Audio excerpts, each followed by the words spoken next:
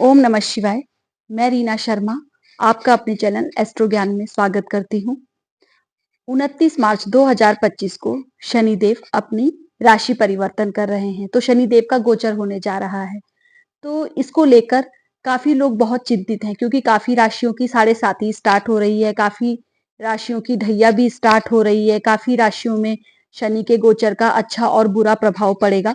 तो इसको लेकर मैं भी एक वीडियो डालने वाली हूँ कि शनिदेव का साढ़े साती कैसी रहेगी या गोचर कैसा रहेगा कौन सी राशि के लिए। लेकिन जब हम गोचर की बात करते हैं और शनिदेव की साढ़े साती की बात करते हैं या ढैया की बात करते हैं, तो उससे पहले कुछ कंसेप्ट्स हैं जो मैं आपको क्लियर करना चाहती हूँ, जिससे आपको टेंशन ना रहे, क्योंकि वो एक पार्ट होता है। जस्ट हम चंद्र राशि से आपकी देखते हैं साढ़े साती ढैया गोचर, और उसमें हम लग्न कुंडली नहीं देखते हैं, और ग्रहों का गोचर और ग्रहों की दृष्टि ये सब नहीं देखी जाती है। शनिदेव आपकी लग्न कुंडली के हिसाब से कारक हैं या मारक हैं या कौन से भाव के स्वामी हैं, तो उसमें बहुत सारी चीजें हम कंप्लीट नहीं देखते हैं। तो चंद्र गोचर जब हम देखते हैं, चंद्र राशि से शनि का गोचर कहाँ हो रहा है, तो फिर वो एक जस्ट पार्ट होता है गोचर का। शनिदेव का गोचर इसलिए इंपॉर्टेंट हो जाता है, सारे ही ग्रह गोचर करते हैं लेकिन उनका कम टाइम का रहता है। कोई 45 डेज में अपनी राशि चेंज करते हैं, कोई 30 डेज में अपनी राशि चेंज करते हैं, चंद्रमा तो 2.25 दिन में अपनी राशि चेंज करते हैं। इसलिए वो गोचर बहुत माइनर इफेक्ट डालता है और इफेक्ट डाल के चला जाता है। गुरुदेव 1 साल में राशि चेंज करते हैं, इसलिए उनका भी गोचर हम ध्यान से देखते हैं। राहु केतु का भी गोचर ध्यान से देखते हैं, वो भी 1.5 साल तक एक राशि में रहते हैं। लेकिन शनिदेव एक राशि में पूरे 2.5 साल तक रहते हैं, इसीलिए हम उनका गोचर देखते हैं बहुत ध्यान से। और शनिदेव जब हमारी चंद्र राशि से एक घर पहले और एक घर बाद तक रहते हैं और उस घर में भी गोचर करते हैं, तो 2.5 साल तक यानी 7.5 साल तक हमारी साढ़े साती चलती है। तो साढ़े साती क्या, पूरे 7.5 साल तक हमको बहुत ज्यादा परेशान करके रख देगी। और साढ़े साती आती है, फिर शनिदेव का कुछ समय बाद फिर ढैया स्टार्ट हो जाती है। फिर 2-3 राशि के बाद जब वो फिर 8th हाउस में होते हैं, फिर ढैया स्टार्ट हो जाती है। फिर कुछ समय बाद फिर साढ़े साती स्टार्ट हो जाती है। तो अगर साढ़े साती का इतना बुरा इफेक्ट किसी भी पर्सन पे पड़े, तो वो तो बहुत ज्यादा पजल हो जाएगा, बहुत ज्यादा परेशान हो जाएगा। लेकिन ऐसा नहीं होता है। सबसे पहले तो हमें ये देखना है कि आपकी जो जन्म कुंडली है, आप उसमें देखिए, उसमें शनि आपके योग कारक हैं या नहीं है। अगर वो आपके योग कारक हैं, अच्छे घरों के स्वामी हैं, आपके लग्न के मित्र हैं या स्वयं लग्नेश हैं, तो आपकी काफी हद तक चिंता वहां पर खत्म हो जाती है। फिर दूसरा, आप ये देखें कि क्या आपकी शनि की महादशा अंतरदशा चल रही है। जब शनिदेव की महादशा और अंतरदशा चल रही होगी, तो उनका इफेक्ट आप पे बहुत ज्यादा बढ़ जाएगा गोचर का। लेकिन अगर वो महादशा अंतरदशा में एक्टिवेट नहीं है, तो फिर ढैया का और साढ़े साती का इतना ज्यादा इफेक्ट नहीं रहेगा। अगर शनिदेव आपकी जन्म कुंडली में भी आपके कारक हैं, अच्छे घरों के स्वामी हैं, आपकी चंद्र राशि के हिसाब से भी कारक हैं, अच्छे घरों के स्वामी हैं, तो शनिदेव का गोचर आपको बहुत कुछ अच्छा देकर जाएगा। साढ़े साती भी आपको बहुत कुछ अच्छा देकर जाएगी। शनि की साढ़े साती में लोग बहुत ज्यादा पैसे वाले भी हो जाते हैं, कई लोग इलेक्शन जीत जाते हैं, कई लोग गवर्नमेंट में अच्छी जॉब ले लेते हैं, कई लोगों की तो बहुत ज्यादा पैसा उनके पास आ जाता है, उनके बिजनेस को ग्रोथ मिल जाती है। तो जब शनिदेव हमारे लिए योगकारी होते हैं, तो वो हमें बहुत ज्यादा साढ़े साती में बेनिफिट भी देके जाते हैं।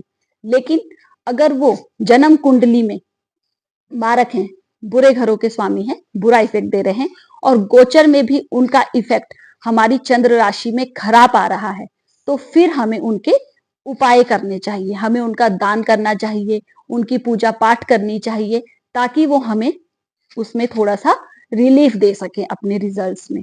अगर वो गोचर में बहुत अच्छे हैं और आपकी लग्न कुंडली में बहुत खराब जा रहे हैं, तो फिर रिजल्ट थोड़ा बैलेंस हो जाता है, फिर भी हमें उपाय करने पड़ते हैं। लेकिन अगर दोनों में ही बहुत खराब है, तो हमें थोड़ा देखना पड़ता है, और दोनों में बहुत अच्छा है, तो हमें बहुत ही अच्छे रिजल्ट मिलते हैं। दूसरा, शनिदेव का जब जब साढ़े साती होती है, तो कहीं ना कहीं हमारे मन पे उसका इफेक्ट जरूर आता है।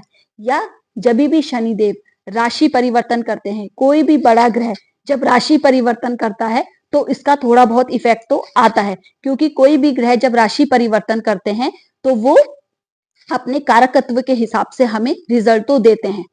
गोचर हमें वही देके जाते हैं जो हमारी जन्म कुंडली में डिसाइडेड है। कोई योग है, अच्छा योग है, बुरा योग है, हमारी कुंडली में डिसाइडेड है, तो गोचर तो हमको वो टाइम टू टाइम देने के लिए आते हैं या हमें हमारे कर्मों का फल देने के लिए आते हैं। शनिदेव के गोचर से सबसे ज्यादा इसलिए डरा जाता है क्योंकि शनिदेव को कर्म फल दाता बताया गया है, न्याय का देवता बताया गया है। वो वही हमें देते हैं जो हम डिजर्व करते हैं। अगर हम अच्छे के लिए डिजर्व करते हैं तो वो हमें अच्छा देकर जाते हैं, अगर हम बुरे के लिए डिजर्व करते हैं तो वो हमें बुरा देकर जाते हैं। बस वो थोड़े से इमोशनलेस हैं, लाइक ऐसा नहीं, चंद्रमा है, शुक्र है, थोड़े सौम्य ग्रह हैं, गुरुदेव हैं, तो वो थोड़े सौम्य ग्रह में आते हैं। लेकिन शनिदेव को क्रूर ग्रह में बताया गया है, वो इमोशनलेस हमको रिजल्ट देंगे। जो अच्छा है वो अच्छा है, जो बुरा है वो बुरा है। वो प्योर जस्टिस करते हैं, लाइक जैसे जज होते हैं तो उनको ऐसे ही न्यायाधीश बताया गया है। इसीलिए शनि के गोचर से हम सब डरते हैं, लेकिन ऐसा नहीं है। उनको भी अगर हमारा गोचर थोड़ा सा खराब भी जा रहा है, हम उनकी पूजा पाठ करते हैं तो हमें उसके रास्ते भी मिल जाते हैं। शनिदेव का गोचर जब भी चंद्रमा के आसपास होता है, 7.5 क्यों इतनी इंपॉर्टेंट होती है, भले ही हमें बहुत धन देकर जाए, दशा महादशा बहुत अच्छी हो, लेकिन हमारे मन पर तो थोड़ा बहुत उसका इफेक्ट जरूर पड़ता है, क्योंकि चंद्रमा व्हाइट कलर है, प्योर व्हाइट है, और शनिदेव ब्लैक कलर है।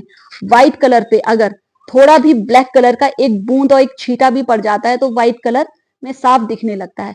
ऐसे ही चंद्रमा के जब ऊपर से शनिदेव का गोचर होता है या चंद्र राशि से एक घर पहले और एक घर बाद तक उनका इफेक्ट रहता है, वो पापकत्री योग में भी आ जाता है, तो हमारे मन में चिंताएं बढ़ जाती हैं, हमारे मन में घबराहट बढ़ जाती है, हमें मानसिक चिंता तो रहती ही रहती है, हमारा स्ट्रगल बढ़ जाता है, हमारा दौड़ भाग का काम बढ़ जाता है। हमें ऐसी स्थिति में अपने चंद्रमा को मजबूत करने की बहुत जरूरत है। अगर हमारे शनिदेव ऑलरेडी स्ट्रांग हैं और चंद्रमा भी बहुत स्ट्रांग है तो 7.5 का इतना इफेक्ट हम पे नहीं पड़ेगा। लेकिन अगर हमारा चंद्रमा वीक है और हम पे 7.5 आती है या शनिदेव का गोचर है और हमारी चंद्र राशि पे कहीं से इफेक्ट डाल रहा है, ढैया के रूप में हमारे लग्न को देख रहा है, चंद्र लग्न को देख रहा है, मतलब शनिदेव का इफेक्ट अगर चंद्रमा के पास आ रहा है और चंद्रमा हमारा वीक है, तो कहीं ना कहीं वो हमको बहुत परेशान कर देगा, क्योंकि वो चंद्रमा को अपना शत्रु मानते हैं और चंद्रमा हमारा मन है, चंद्रमा हमारी पूरी बॉडी है, हमारा ब्लड है, रक्त है। तो हमें चंद्रमा को मजबूत करना बहुत ज्यादा जरूरी हो जाता है। तो ऐसी स्थिति में अगर चंद्रमा हमारा बहुत वीक है तो फिर हमें माता रानी की पूजा करनी चाहिए, हमें शिव भगवान की पूजा करनी चाहिए, हमें मेडिटेशन करना चाहिए, ताकि हम चंद्रमा को और स्ट्रॉन्ग बना सके। क्योंकि 7.5 का सबसे ज्यादा फर्क हमारे मन पर ही पड़ता है और शनि के गोचर का भी सबसे ज्यादा फर्क हमारे मन पर ही पड़ता है। अगर धन भाव को देख रहे हैं, करियर भाव को देख रहे हैं, अगर शत्रु राशि को देख रहे हैं तो फिर वो बुरा रिजल्ट देते हैं अन्य गोचर की तरह। और अगर वो मित्र राशि को देख रहे हैं, अपनी हमारे लग्न के मित्र हैं, हमारी चंद्र राशि के मित्र हैं, तो फिर वो धन से रिलेटेड, करियर से रिलेटेड बहुत अच्छा रिजल्ट देते हैं, हमें अच्छे प्रमोशन भी दे देते हैं। अगर हम बाहर सेटलमेंट का सोच रहे हैं तो शनि की दशा में हमारा बाहर सेटलमेंट भी हो जाता है, हमारा करियर अच्छा हो जाता है। अगर हमारी जॉब रुकी हुई है बहुत समय से, हमारा कोई कम्पिटिटिव एग्जाम नहीं क्लियर हो पा रहा है तो वो भी क्लियर हो जाता है, या कोई प्रमोशन रुका हुआ है तो वो भी हमारे होने के चांसेस हो जाते हैं, अगर वो अच्छा हमारी कुंडली में गोचर हो रहा है तो। और लेकिन कहीं ना कहीं 7.5 का मन पर तो प्रभाव पड़ता ही पड़ता है, तो मन का तो हमें कुछ ना कुछ करना पड़ेगा, मेडिटेशन से या हम चंद्रमा के उपाय करके अपने मन को स्ट्रॉन्ग कर सकते हैं।